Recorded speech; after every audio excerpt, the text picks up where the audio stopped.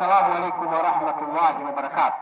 Wa alaykum salam wa rahmatullahi wa barakatuh. Hiyo kidogo afadhali. Yaani kama ni maji na imefika kwenye koa hapa kidogo. Semeni la ilaha illa Allah. La ilaha illa Allah. Alhamdulillah. Thumma salatu wassalamu ala rasulillah Muhammad bin Abdullah sallallahu alayhi wa sallam. Amma baad.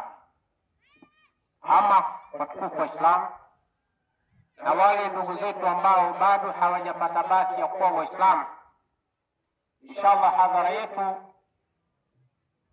ndiyo kama unavyoiona tayari imeanza, na jambo kubwa kabisa, hadhara hii makusudio yake ni kufanya dua kwa ajili ya kuliombea taifa letu liendelee kuwa na amani kuelekea katika uchaguzi mkuu wa Oktoba 29. Ni jambo kubwa sana, lakini katika matangazo tulitangaza kwamba shekhe wa mkoa wa Morogoro ndiye atakayekuwa mgeni wa heshima, lakini imetokea dharura kubwa, dharura ambayo hata wakati tunakuja na ndugu zangu tulikutana na kadhia hiyo njiani. Kuna ugeni mkubwa umeelekea katika mkoa wa Morogoro.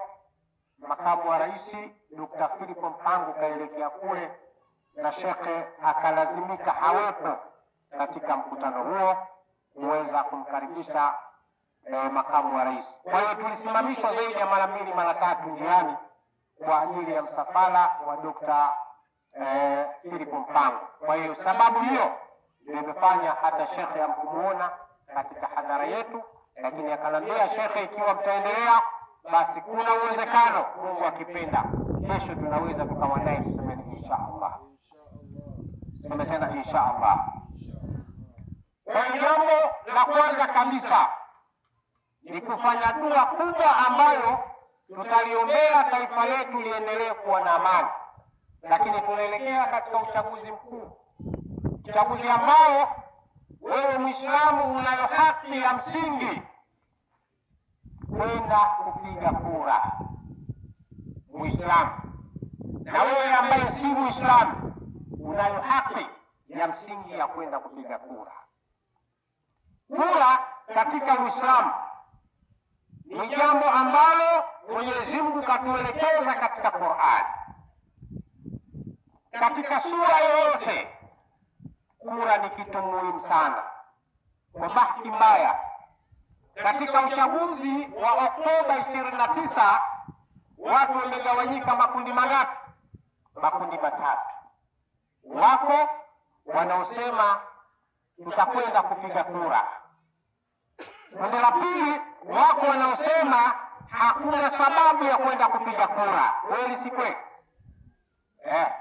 Na kundi la tatu, wako wanaosema sisi tutabaki nyumbani, hatuendi kupiga kura. Lakini wako waliosema wao wataandamana, lakini kura hawapigi. Haya ni makundi matatu yaliyogawanyika katika taifa letu. Sasa nataka nikueleze Muislamu, kabla hujafanya dua, kwa nini kuna umuhimu wa kwenda kupiga kura. Kama utakuwa katika kundi la kwanza kwamba sisi kama ni Watanzania lakini ni Waislamu tunayo haki ya kupiga kura, utakuwa umekwenda sawa na maelekezo ya Qur'an. Mwenyezi Mungu Subhanahu wa Ta'ala anamuelezea Mama Maryam katika Qur'ani, ukianzia katika sura ya 3 aya nambari 35. Mungu anasema, wa qalat imra'atu imrana qala rabbi inni nazaltu laka ma fi batni muharraran fatakabbal minni innaka anta samiul alim. Mungu anamuelezea mama yake na Maryam katika Qur'ani katika sura ya 3 aya nambari 35, wakati mama Maryam, mama yake na Maryam anaitwa Hannati binti Fakhudi. Huyu mama katajwa kwa jina katika Qur'an. lakini mama huyu mume wake alikuwa ni mzee Imrani, ambaye Qur'ani katika sura ya 3 imepewa jina la babu yake na Yesu. Surati Imran, ili jina ni jina la babu yake na Yesu. Lakini katika Qur'ani ukiangalia katika sura ya 19 imepewa jina la mama yake na Yesu, surati Maryam, ili jina la mama yake na Yesu. Mungu anamuelezea mama yake na Yesu wakati mimba yake imeingia katika tumbo la mama yake Hannah binti Fakhudi. Mungu anasema, kumbukeni pale aliposema mama yake na Maryam, Hannah binti Fakhudi, aliposhika ujauzito akamwambia Mwenyezi Mungu, ewe Mola wangu, mimi nimepata ujauzito, huyu mtoto aliyekuwa katika tumbo langu na muweka wakfu aje kutumikia mambo ya dini, asifanye kazi yoyote, atumikie mambo ya dini. Mtoto huyu anayekusudiwa hapa ni mama yake na Yesu, anaitwa Maryam. Mungu anamueleza katika sura ya 3 aya nambari 35.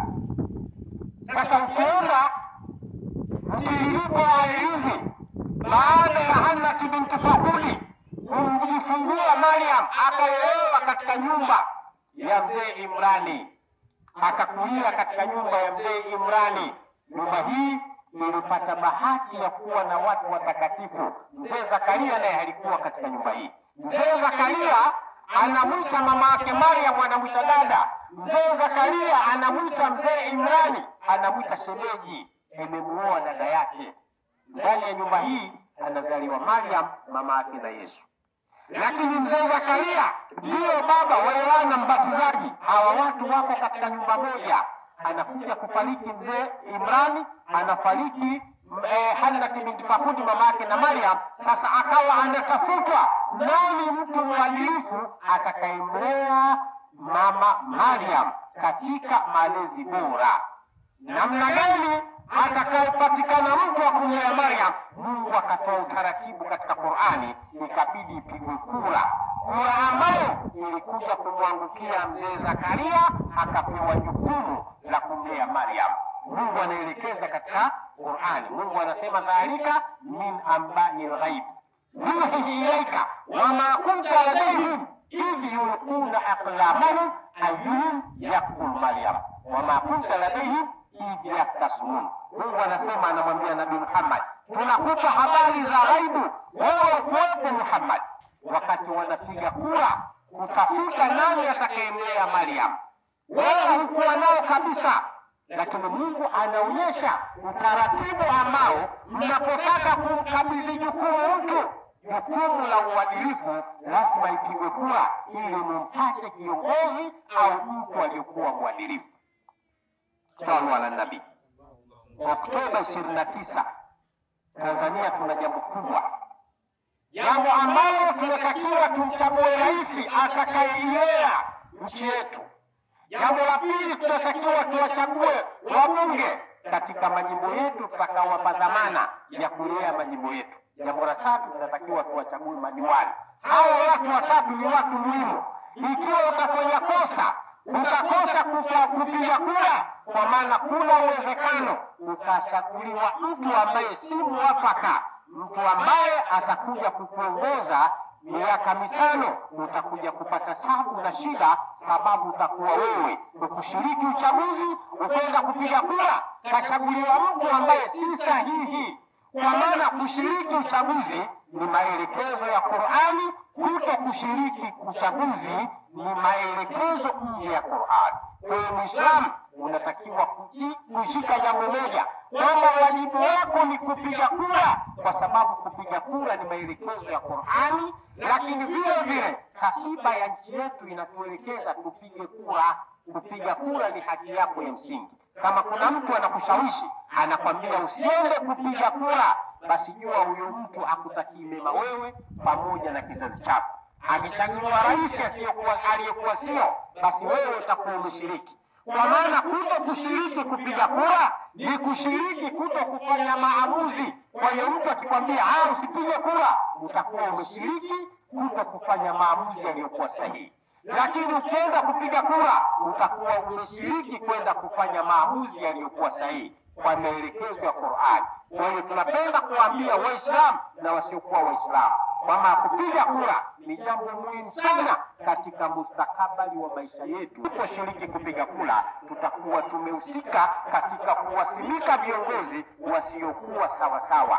Inawezekana kabisa unamuona fulani hafai, lakini na wewe ukasema uende kupiga kura. Wale ambao wanamkubali fulani ambaye hafai, na wewe kwenda kupiga kura, utakuwa ni sababu ya kumfanya asiyefaa achukue nafasi ya kukuongoza, sababu ni wewe kutokwenda kupiga kura. Ndio maana tunawaambia Waislamu, upigaji wa kura, kushiriki katika zoezi la kupiga kura ni haki ya msingi kwa mujibu wa dini yako. Kuto kushiriki zoezi la upigaji kura, kwamba wewe utakuwa sehemu ya kuliangamiza taifa lako, kwa sababu inawezekana wakaja viongozi wasiokuwa sahihi watakuongoza kwa muda wa miaka 5. Kwa hiyo tunawaomba Waislamu na wasiokuwa Waislamu twende tukashiriki upigaji wa kura, kwa sababu ni haki yetu ya msingi kikatiba, kwa sababu ni haki yetu ya msingi kwa mujibu wa utaratibu wa dini ya Kiislamu. Sallu ala nabii. Hilo ni jambo la kwanza. Lakini jambo la pili ni kufanya dua kwa ajili ya kuliombea taifa letu liendelee kuwa na amani. Alisema msemaji mmoja hapa, nakumbuka tuliwahi kwenda Kongo. Kongo tulikutana na kabila nyingi kwa kweli, Waislamu na wale ambao si Waislamu. Unajua siku zote leo mtu ambaye ana mikono miwili hawezi kuona thamani ya mkono wa kushoto wala mkono wa kulia mpaka kiungo hiki kikatike. Akiwa hana mkono wa kulia au hana mkono wa kushoto, ndio ataona thamani ya mkono wa kulia au mkono wa kushoto. Kwa Tanzania tuna amani toka kupata uhuru. Kuna baadhi ya watu wanahisi amani tuliyokuwa nayo, wanaona kana kwamba haina maana yoyote. Lakini amani itakapoondoka, ndipo utakapoona thamani ya amani hii tuliyokuwa nayo. Utaona thamani ya hii amani.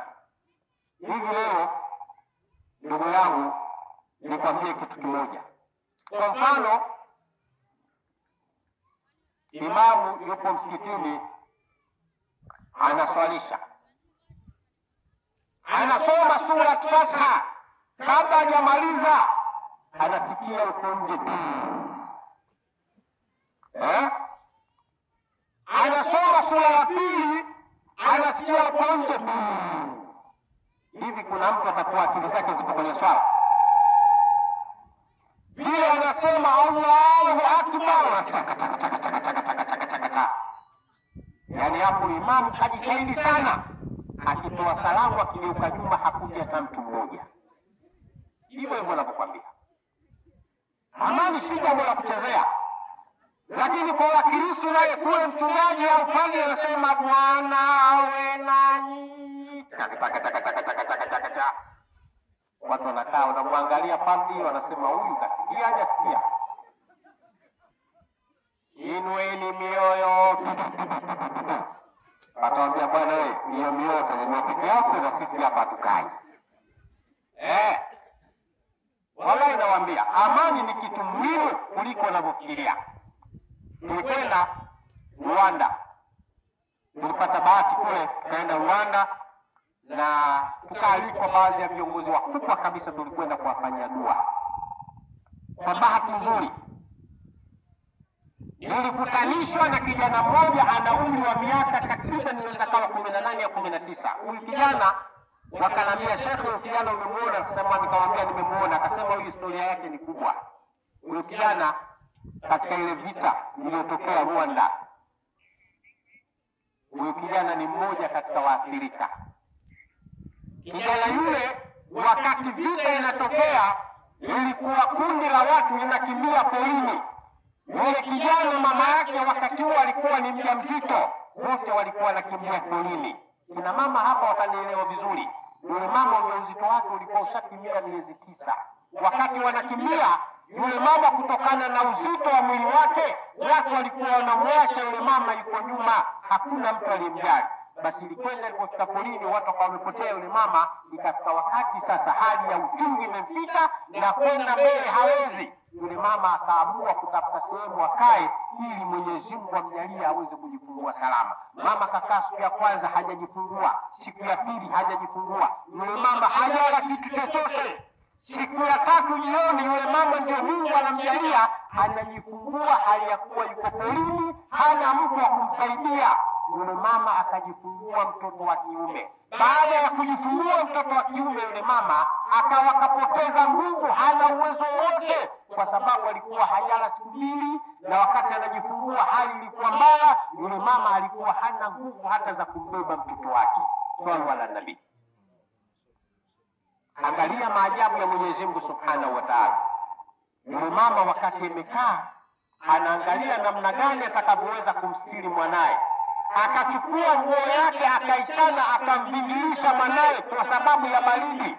Wakati yule mama amekaa, jua linaendelea kuzama, yule mama anakuja kuangalia, anakuta manyani wamemzunguka, wamekaa mbele yake wanamwangalia. Hilo tukio zima nyani wanaliangalia.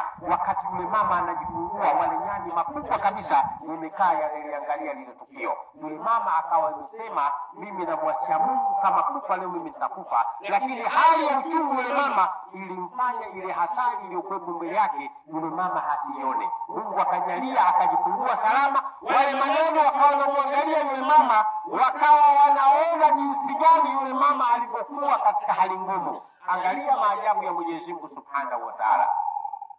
Nyani moja likapiga kelele, likalia kwa sauti kubwa. Basi yule mama anasema wale nyani wote walikimbia wakawa wametoweka, hakuona hata nyani moja. Swalla ala nabii. Baada ya dakika 10, 15 mpaka nusu saa, yule mama akawa anaona kila nyani anakuja ameshika tunda mkononi mwake. Wako walioshika papai, wako walioshika parachichi, wako walioshika tikiti maji. Yale matunda wakaja wakamjezia yule mama pale mbele. Yule mama akajivuta, akaanza kutafuna mua, akawa anapata glukozi, anaanza kupata nguvu. Basi yule mama alikuwa anakula matunda, wale nyani waliweka, yani walikuwa kama wameweka ratiba, wakawa wanamletea matunda kila siku jioni. Basi yule mama alikuwa kanyagiwa matunda pale, mpaka ikafika wakati yale matunda mengine kuyamaliza hawezi, akawa anaozea pale pale. Yule mama alikaa polini zaidi ya miezi mitatu. Yule mama kakaa mpaka kitoto kile kikawa kinaanza kukaa chini. Siku moja watu wa misitu, watu wa misitu wanaitwaje hawa? Mali asili. Wakati wanafanya doria zao polini, wakamkuta yule mama yuko na mwanae polini. Wakamuuliza, wewe mama, utatueleza unaishi vipi na nani anayekufadhili hapa? Yule mama akawa anajieleza, wakawa hawamwelewi. Yule mama akawaambia, basi niachieni, nyinyi kaeni mbali, muone watu wanaonisaidia wananiletea chakula hapa. Wale mabwana wakachega na adala zao pembeni. Baada ya kufika saa 11 jioni, wale watu wa misitu wakawaona wale nyani wanakuja na matunda, wakawa wanamjezia yule mama. Baada ya wale nyani kuona umejaza, wale watu wa misitu wakawa wameshangaa. Yule mama akawa anachukua yale matunda anakula. Wale watu wakawa wamejificha mpaka walipoondoka wale nyani. Yule mama ndo anawaambia, hawa mimi ndo wananiweka polini, ndo naishi kutokana na hawa. Basi ilikuwa kazi. Kumbe wale nyani walikuwa wameweka doria. Kuna nyani wanakwenda kuchukua matunda, alafu kuna nyani walikuwa wamekaa pale wanamwangalia yule mama, wanamlinda. Yule mama halikuwa ajui. Basi watu wale askari walipokuja kumchukua yule mama kumuingiza kwenye gari, ilikuwa shughuli. Wale nyani wakaanza kupambana na wale askari mpaka wakatumia bunduki, ndio wakaweza kumchukua yule mama wakamrudisha mjini. Alitangaza sana katika redio wa Rwanda yule mama kwa kazi iliyompata. Imetokea Rwanda hapa, athari za vita. Historia yake ndefu, lakini nimeikata kutokana na muda. Swali wala nabii. Kwa hiyo tumesema tutafanya dua hapa kwa ajili ya kuliombea taifa, tusemeni insha Allah. Na dua mabwana, ziko dua nyingi, kuna dua nyingi sana. Leo utashangaa tunaswali swala 5 kila siku, na dua tu msikitini tunafanya. Kweli si kweli? Tunafanya dua msikitini, baada ya swala hatufanyi. Lakini mbona matatizo bado yapo? Mbona changamoto bado zipo? Na dua tunafanya. Niwaambieni kitu kimoja Waislamu, dua zimegawanyika sehemu kuu hizi. tatu. Kuna dua kama wajibu kumuomba Mungu, dua ndio hizi tunazofanya kila baada ya swala. Halafu kuna dua ya kumbembeleza Mungu, unambembeleza Mungu akufanyie lako. Hii ni sehemu nyingine, kuna njia zake. Halafu kuna dua ya kumsisitiza Mungu, ya Rabbi, kwa hili Mungu nifanyie. Dua mbili hizi huwa mara nyingi hazipiti bure, lazima Mwenyezi Mungu majibu yake ayaoneshe. Kwa hiyo kuna dua za aina nyingi sana, lakini hapa tutafanya dua aina moja, dua iliyopo katika kitabu kimoja maarufu sana, Al-Auladi wal-Azkari, inayoitwa Ratibul Haddadi. Hii dua mimi nimepata bahati moja, dua hii nimekabidhiwa na wenyewe. Watu wa tarika nikiwaambia hivyo watanielewa. Nimekabidhiwa na wenyewe watu wa dua na